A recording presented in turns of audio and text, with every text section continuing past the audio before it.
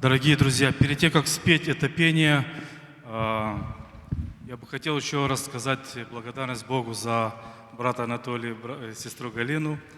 Мы действительно вас любим, и пусть Господь вас благословит дороги. Это пение вам в назидание. А еще это пение в назидание тем людям, кто вчера покаялся. Я знаю, вот там вот сестричка стоит, простите. Я знаю, вы покаялись вчера. Мы вас поздравляем.